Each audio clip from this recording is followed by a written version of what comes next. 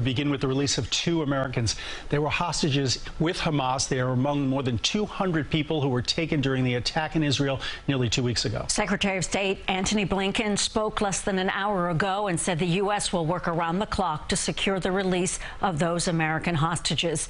This comes as President Biden revealed a timeline on when he believes humanitarian aid will get through to Gaza. We have team coverage, a live report from on the ground in Tel Aviv, and here in the city where a rally is gathering in Bryant Park. Let's begin with CBS 2's Tina Kraus, who's live in Tel Aviv with more details on the freed hostages. Tina. Dick and Dana, it's a big breakthrough brokered by the Qatari Foreign Ministry. A spokesman saying the release of this mother and daughter from Chicago came after days of talks, days of dialogue between Israel and Hamas. And they're hoping if they keep talking, they may eventually release all civilians being held in Gaza. The Israeli Prime Minister's office confirms Hamas has released 2 U.S. hostages, a mother and daughter held for nearly 2 weeks, Judith Tai and Natalie Shoshana Ra'anan. Hamas says it let them go for humanitarian reasons. Israeli families of many of the remaining hostages gathered Friday at a massive Shabbat table set with 203 empty seats. We're trying to send them all the blessing and the strength that they need. I hope they will hear us and feel us as we feel them every day.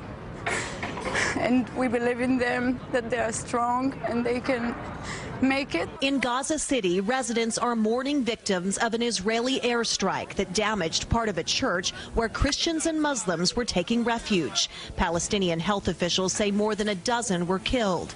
Israel's military says it was targeting a militant command center. Nobody is safe in Gaza, regardless of religion, regardless of your involvement in anything.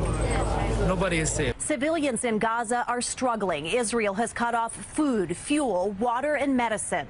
The UN Secretary General visited the crossing from Egypt into Gaza Friday morning, pleading for humanitarian aid to be allowed through as soon as possible.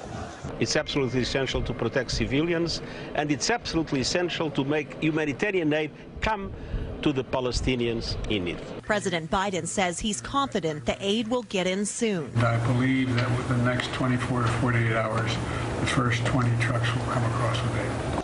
As the civilian death toll mounts, all sides are watching what the next hours and days will bring. Coming back to these U.S. hostages being released, we know that Judith and Natalie Ra'anan were visiting from Chicago. They were in southern Israel with their relatives on their kibbutz when Hamas attacked and took them hostage. They were there celebrating Judith's birthday and also the Jewish holiday of Simchat Torah. Dick, Dana? Tina, obviously the big question right now is when an invasion might come into Gaza. Any indication of any timeline?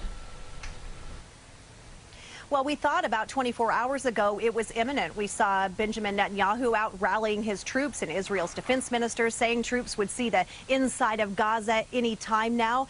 And now we're just waiting to see when they will pull the trigger, give the green light. Troops still parked at the border, just waiting for the order to roll. Tina Kraus reporting live from Tel Aviv. Thank you, Tina.